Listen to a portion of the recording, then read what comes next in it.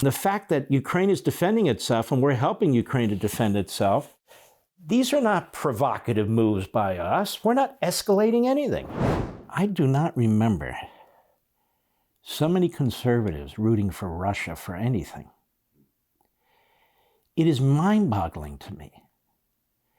They have nuclear weapons aimed at us. They back our enemies in Iran, in other parts of the world. They are geopolitical competitors of ours. They are harming our economy. They're threatening our allies. Putin is a mass murderer. I don't understand it. And no, Ukraine is not a perfect country. It's a budding new democracy. But Ukraine didn't invade Russia, didn't invade anybody. And all this smearing of the president of Ukraine by conservative media, by conservative activists, it boggles my mind. Now, if you're saying we're spending too much money there, we can have that debate. Or we need an inspector general to oversee it. I certainly agree with that 100%, but that's not really the core point that's being raised. It is almost a visceral attack on these people in their country. And it's interesting, when I post on the internet, these stories mostly coming from the British press of the horrendous treatment of Ukrainian civilians when the Russians take over these pieces of territory. The wholesale rape and brutalization of these people, the execution of these people, the enslavement of these people, transporting them from Ukraine into camps in Russia. Ukraine's not doing any of that. They're not in Russia. Or the targeting of all their infrastructure, whether it is transportation infrastructure or energy infrastructure, to starve them. Now they're hitting the various water cycling plants. I mean, I must be missing something, but I don't think I am. There's a level of isolationism, and I won't even call it protectionism, that hits conservatism about every 25 to 50 years. It's a cycle. It led up to World War II. It took place in the 50s with Taft. Barry Goldwater wrote about this in his Conscience of a Majority. He was very concerned that we were, and he wrote in 1970, returning to an isolationist philosophy and party. It doesn't mean you support endless wars and wars everywhere. It doesn't mean you're Lindsey Graham or the late John McCain. But it doesn't mean that you should be George McGovern either, or Pat Buchanan. It just boggles my mind. It really does. And you should see the vitriol and hate that comes toward me when I dare to say, wait a minute. Who's the enemy here? Who's the evil actor here? And who's the victim? Ukraine didn't invade Russia. Ukraine didn't do anything to Russia. In fact, as you know, if you watch this program, in 1994, Ukraine gave up all its nukes to Russia. And the promise was Russia, the UK, and the United States would secure their sovereignty, their borders, if they gave up the nukes. We signed that memorandum. It is an agreement, a lawful agreement. So I'm very troubled by this. I mean, we're not sending troops in there, and then everybody says we're going to start a nuclear war. Well, let me ask you a question. What Putin wrote about 18 months ago was not only slicing through Ukraine like a hot knife through butter, but he was talking about other parts of Eastern Europe. Maybe you've heard of these countries. Poland, Romania. Maybe you've heard of these countries. Estonia, Latvia, among others. Now that would have created potentially a nuclear war, would have triggered NATO and a bunch of other things. And that was his plan. That's what he said. So he's the one that has the problem. And the fact that Ukraine is defending itself and we're helping Ukraine to defend itself, these are not provocative moves by us. We're not escalating anything. Anyway, let's circle back here. Radio Free Europe, Dogs of War. Go.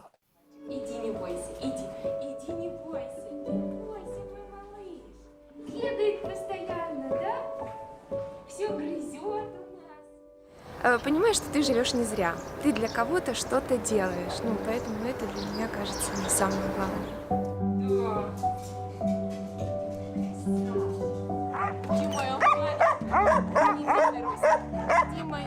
Белочка. Вы мне шары красивые. Шары и тебя,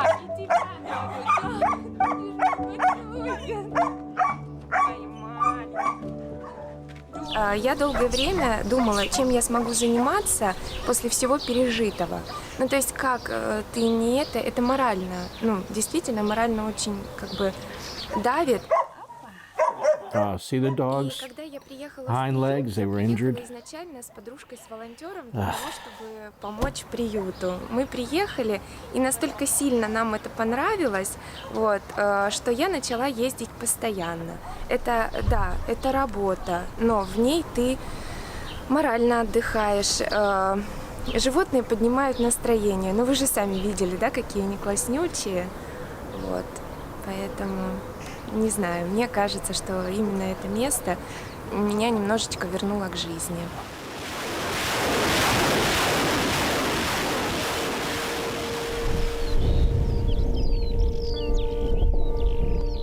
— 24 февраля мы с бабушкой в 5 утра проснулись от огромных взрывов. Вот, бабуля у меня очень напугана была. Мы перешли в коридорчик, там, где 2 стены и соседский домик, для того, чтобы как-то уберечься. Когда начались взрывы настолько, что дома взлетали вокруг, ну, мы думали, что с бабушкой это уже все.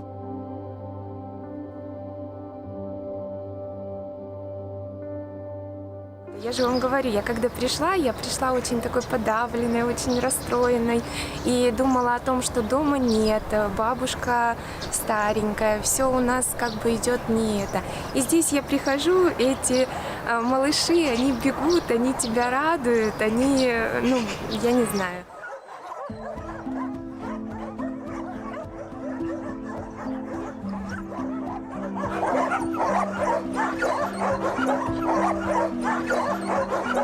Animal welfare situation in Ukraine was a disaster before, so of course now it moved from bad to worse.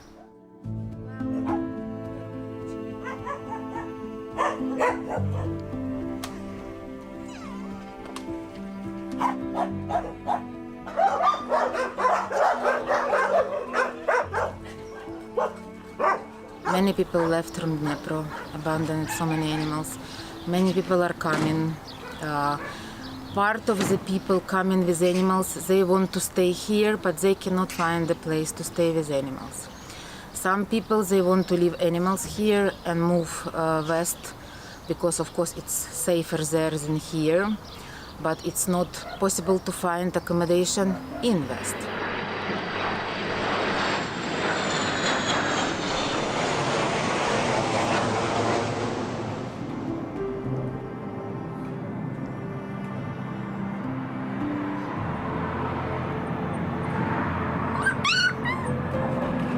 If Russians will come here, there is no more. We cannot evacuate anywhere because it's so full of people and animals, and in shelter is crazy, and so we just have to hope for the best.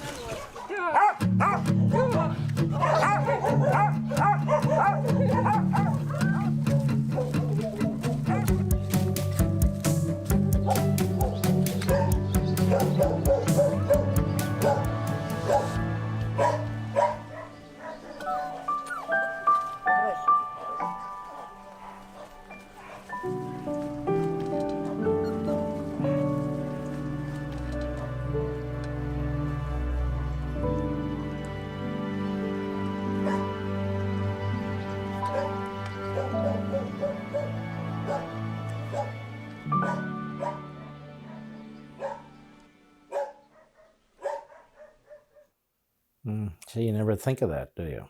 The horrible situation for human beings. Of course, these innocent dogs are suffering the same fate. For all this and much more, sign up for Levin TV.